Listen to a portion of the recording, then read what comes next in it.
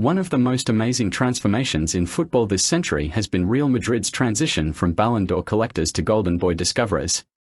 When Florentino Perez, the club's president, would flip through television stations to check who was playing, he was the closest thing the team had to a top scout. Perez would frequently watch the World Cup or the Ballon d'Or award ceremony to determine the next player to sign, generally breaking the transfer fee record in the process. In Mostol's, Iker Casillas' hometown outside of Madrid, Calafat was raised. Although he was a competent six-a-side player, he was much better at identifying talent in others and predicting who would rise to the top rather than just identifying those who were good. When Madrid missed out on Neymar, he was present at the club with a brief stint in South America, and he was tasked with making sure it never occurred again. In 2013, Neymar underwent a physical to join Madrid, but the Santos star ultimately chose Barcelona because they were better able to negotiate their way through the complicated web of commissions to secure the player. Perez, the president, was enraged and sought retaliation by guaranteeing that all of the upcoming Brazilian boy marvels ended up in Madrid.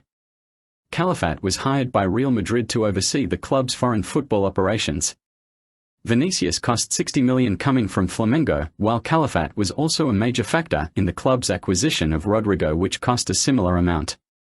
Although Rodrigo had only appeared in 11 games for Santos and had scored 10 goals, the operation to find the next Neymar had been successful despite the high costs paid for the young players.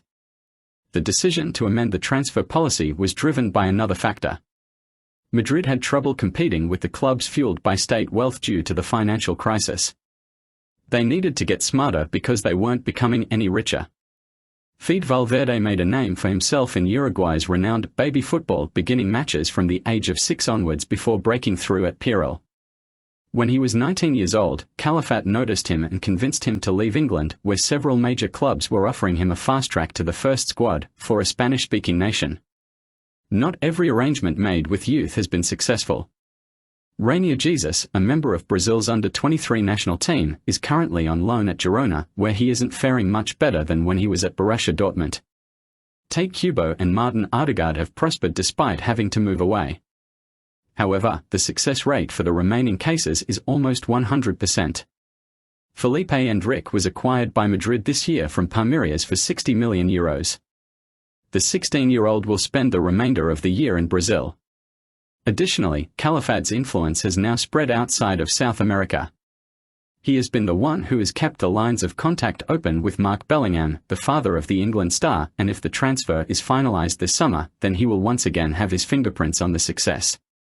Bellingham would have been foolish to travel to Real Madrid as a 19-year-old in 2005. The club was flooded with record-breaking signings, but it couldn't go past the Champions League quarter-finals and was a no-go area for young players looking for game time. The 14-time champions of the Champions League now have a young team to carry them into the next 10 years. If Bellingham joins, he will be joined by Valverde, Rodrigo, Vinicius, Eduardo Camavinga, and Aurelien Tchouameni. Each person under 25 was brought to the club by Calafat, and a revolution in the way Real Madrid sign players.